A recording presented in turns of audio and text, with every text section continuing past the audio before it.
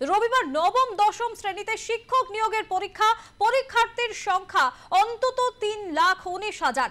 এই পরীক্ষা সুষ্ঠুভাবে সম্পন্ন করতে সতর্ক স্কুল সার্ভিস কমিশন বা এসএসসি। পরীক্ষার্থীদের কি কি নিয়ম মানতে হবে শনিবার তা কড়াভাবে জানিয়ে দিলেন চেয়ারম্যান সিদ্ধার্থ মজুমদার। মোট 636টি কেন্দ্রে পরীক্ষা হবে। পরীক্ষা শুরু হবে দুপুর 12টা থেকে।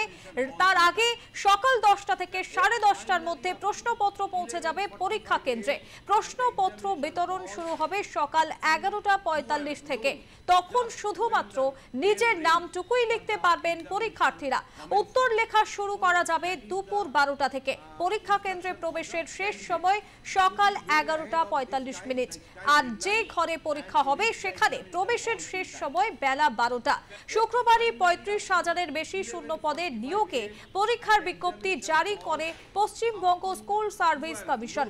নবম দশমে 23,212 এবং একাদশ দ্বাদশে 12,514 শূন্যপদ রয়েছে। সব মিলিয়ে মোট 35,726টি শূন্যপদ। যেহেতু আমাদের অ্যাডমিট কার্ডে প্রাথমিকভাবে লেখা ছিল যে 11টার মধ্যে উপস্থিতি, আর তারপরে আমরা সিদ্ধান্ত নিলাম যে আরেকটু এগিয়ে দেওয়া দরকার, কারণ নিরাপত্তাজনিত যে তল্লাশি হয় তার জন্য আরও সময় লাগতে পারে, সেজন্য 10টার সময় উপস্থিতি। এটা আমরা প্রত্যেক পরীক্ষার্থীকে অনুরোধ করছি এবং আপনাদের মাধ্যমে সে অনুরোধ আশা করি তারা পেয়ে যাবেন, আমার বার্তা পৌঁছে যাবে। তা এটা একটা খুব গুরুত্বপূর্ণ দিক। মোট পরীক্ষার্থীর সংখ্যা আপনাদের আগেও বলেছি আমি, দুটো পরীক্ষা মিলিয়ে 5,65,000-এর মতন। তার মধ্যে 3,19,919 এই সংখ্যাটা হচ্ছে আগামীকাল যে পরীক্ষাটা হতে চলেছে।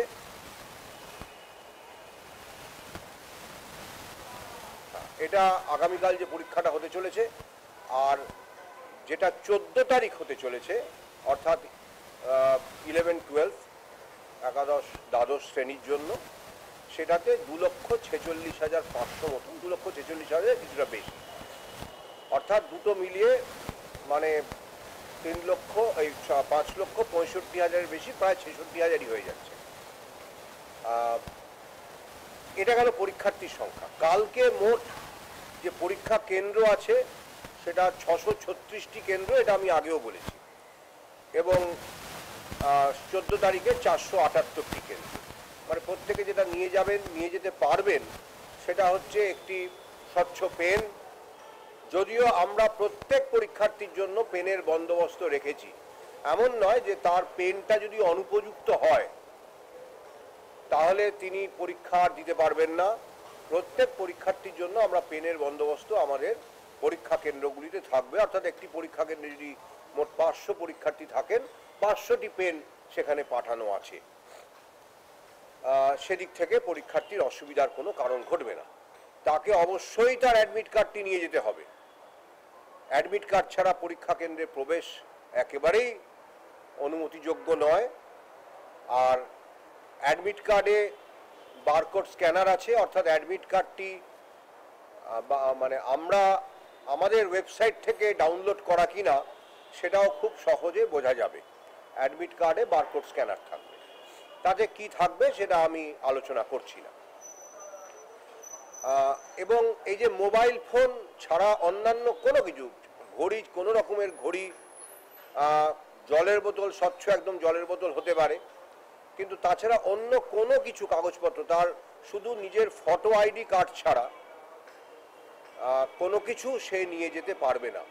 যার অ্যাডমিট কার্ডে মনে হচ্ছে যে কিছু সমস্যা আছে, মানে ফটোটা স্পষ্ট নয়, হয়তো উনি মনে করছেন ততটা, বা সইটা স্পষ্ট নয়, বা সইটা দেখা যাচ্ছে না, তাহলে তার পরীক্ষা যাতে বাতিল না হয় তার জন্য আমরা তার ওই অরিজিনাল, তো তিনি একটা আইডি কার্ড নিয়ে যাচ্ছেনই, তার একটা স্বপ্রত্যয়িত বা সেলফ অ্যাটেস্টেড, যেটা ফটোকপি বলি, সেরকম কপি উনি নিয়ে যাবেন ওই অ্যাডমিট কার্ডটির, এই অ্যাডমিট কার্ড বলছি, ওই ফটো আইডির, এবং ফটো আইডি কার্ডের যে ওই সেলফ অ্যাটেস্টেড ফটোকপিটা পরীক্ষা কেন্দ্রে জমা থাকবে এবং সেটা আমাদের কাছে চলে আসবে আঞ্চলিক কমিশনগুলির মাধ্যমে।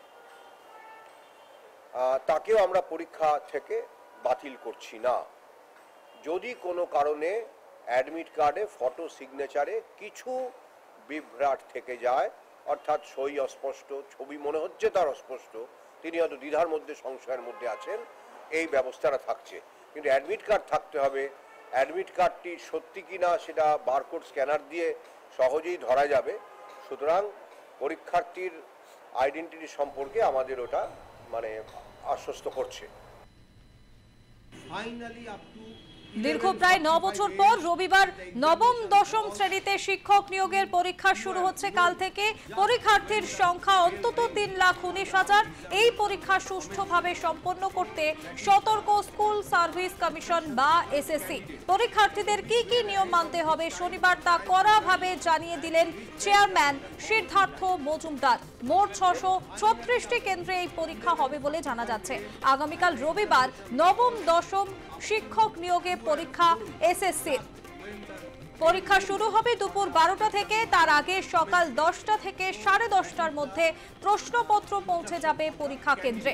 প্রশ্নপত্র বিতরণ শুরু হবে সকাল 11:45 এবং তখন শুধুমাত্র নিজের নামটুকুই লিখতে পারবেন পরীক্ষার্থীরা। উত্তর লেখা শুরু করা যাবে দুপুর 12টা থেকে। পরীক্ষা কেন্দ্রে প্রবেশের শেষ সময় সকাল 11:45। আর যে ঘরে পরীক্ষা হবে সেখানে প্রবেশের শেষ সময় বেলা 12টা।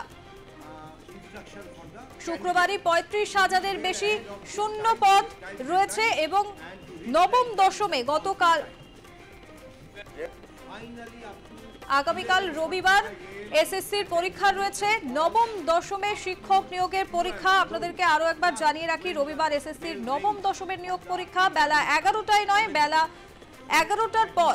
নিরাপত্তার কারণে সকাল 10টার মধ্যে উপস্থিত হতে হবে পরীক্ষার্থীদের, এমনটাই জানিয়ে দিয়েছেন এসএসসির chairman Siddhartha Majumdar. Admit card ছাড়া ঢোকা যাবে না পরীক্ষা কেন্দ্রে, নিয়ম না মানলে বাতিল হবে উত্তরপত্র, এমনটা জানিয়ে দিয়েছেন এসএসসির চেয়ারম্যান। এবং কোনো বিভ্রান্তিমূলক ঘটনা ঘটলে তখনই সমস্যা মেটানোর চেষ্টা করা হবে বলে জানিয়েছেন এসএসসির চেয়ারম্যান সিদ্ধার্থ মজুমদার। প্রায় 9 বছর পর এই পরীক্ষা নিচ্ছে এসএসসি। কাল 636টি কেন্দ্রে এসএসসির পরীক্ষা রয়েছে। কোন রকম ইলেকট্রনিক্স যন্ত্র নিয়ে পরীক্ষা কেন্দ্রে ঢুকতে পারবে না পরীক্ষার্থীরা, এমনটা জানানো হয়েছে। মোবাইল ফোন নিয়ে পরীক্ষার ঘরে প্রবেশ নিষেধ। ভেন্যু ইনচার্জও পরীক্ষা কেন্দ্রে মোবাইল নিয়ে ঢুকতে পারবেন না। সকাল 10টার মধ্যে পরীক্ষা কেন্দ্রে প্রবেশ করতে হবে পরীক্ষার্থীদের। স্বচ্ছ পেন ছাড়া অন্য কোনো পেনে পরীক্ষা দিতে পারবে না পরীক্ষার্থীরা। অ্যাডমিট কার্ড ছাড়া পরীক্ষা কেন্দ্রে প্রবেশের নিষেধাজ্ঞা। স্কুলে 35,726 শূন্য পদে নিয়োগ পরীক্ষা। এই মুহূর্তে আমাদের সঙ্গে রয়েছেন আইনজীবী ফিরদৌস শামীম। ফিরদৌস বাবু, কি বলবেন এ বিষয়ে? গত প্রায় 9 বছর পর এই পরীক্ষা নিতে চলেছে এসএসসি। দেখুন, 9 বছর পরে পরীক্ষা নিতে চলেছে। 2016 সালে নিয়োগ প্রক্রিয়া বাতিল হয়েছে। এত দাগি ক্যান্ডিডেট সেখানে ছিল বলে এখনো পর্যন্ত সম্পূর্ণ দাগিদের তালিকা দিলেন না। নবম দশমে দিয়েছেন, গ্রুপ সি গ্রুপ ডি দাগিদের তালিকা দেননি। আমার প্রথম প্রশ্ন, গ্রুপ সি গ্রুপ ডি দাগিদের নতুন নিয়োগ প্রক্রিয়ায় বসানোর বন্দোবস্ত হয়নি তো? দ্বিতীয় প্রশ্ন, কেন গ্রুপ সি গ্রুপ ডি দাগিদের তালিকা দেননি? তার কারণ সেখানে কি রাজ্যের মাননীয় মুখ্যমন্ত্রী বৃষ্টি মুখার্জির নাম থাকবে বলে? কাকে লুকাতে চাইছেন এই বর্তমানে চেয়ারম্যান? কার নাম লোক হাইড করতে চাইছে? বলছেন ফটো এবং সিগনেচার যদি অস্পষ্ট থাকে সেও পরীক্ষা দেবে। প্রথম কথা, এই ফটো এবং সিগনেচার অস্পষ্ট হবে কেন? এই অ্যাডমিট কার্ডটা ইস্যু করবে তো এসএসসি। ফটো এবং সিগনেচার ঠিক করে আপলোড না হলে সেটা ইনকমপ্লিট ফর্ম হবে। তাহলে ইনকমপ্লিট ফর্ম যাদের রয়েছে তাদের পরীক্ষায় বসাচ্ছেন কেন? ফটো এবং সিগনেচার যাদের নেই বা অস্পষ্ট, এটা থাকছে কেন? বলছেন বারকোড রয়েছে। বারকোডের ডিটেলস, যে ধরুন এই এক্সামিনেশন সেন্টারে যে এক্সামিনার আছে সে বারকোডের ডিটেলস দেখে সে ফটো সিগনেচার পাবে তো? তার মুখ দেখতে পাবে তো? নাকি ওই ফটো এবং সিগনেচারটাকে অস্পষ্ট রেখে একজনের পরীক্ষা আরেকজন দিতে চলে যাবে? একটা ভোটার কার্ড বা আধার কার্ড নিয়ে ভোটার কার্ডের ছবি কারো মুখ চেনা যায় না। ফলে এইসব বলে টলে, দেখুন এইসব বলে টলে আসলে দুর্নীতির পথ প্রশস্ত করছেন কিনা সেই প্রশ্নের উত্তর দিতে হবে। আর একজনের দাগিও যদি এই পরীক্ষায় বসে যায় তার দায় কিন্তু এই সিদ্ধার্থ মজুমদারের। তার কারণ তিনি এখন ওই ইচ্ছাকৃতভাবে গ্রুপ সি গ্রুপ ডির তালিকা বের করেননি। এসএসসি কে গ্রুপ সি গ্রুপ ডির তালিকা বের করতে কে নিষেধ করেছে? রাজ্যের মুখ্যমন্ত্রীর আত্মীয়া নাম প্রকাশ হয়ে যাবে বলে লজ্জা করছে এত দুর্নীতি করার পরে? ফিরদৌস বাবু, এই যে অযোগ্যরা কালকে যে পরীক্ষা হবে, অযোগ্যরা পরীক্ষায় বসতে পারবে কিনা সে বিষয়ে যখন চেয়ারম্যানকে প্রশ্ন করা হয় তখন কিন্তু তিনি নিশ্চুপ ছিলেন। দেখুন, এটা অত্যন্ত দুর্ভাগ্যজনক যে যারা পরীক্ষা কন্ডাক্ট করছে সুপ্রিম কোর্টের এই নির্দেশের পরেও বলতে পারছে না যে না একজন দাগিও বসবে না। অত্যন্ত দুর্ভাগ্যজনক। এইটা করে আসলে তারা এই এজের জন্য পাথওয়ে তৈরি করে দিচ্ছেন কিনা এই প্রশ্ন থাকলো, এবং এই প্রশ্নের উত্তর কিন্তু এসএসসি চেয়ারম্যানকেই দিতে হবে।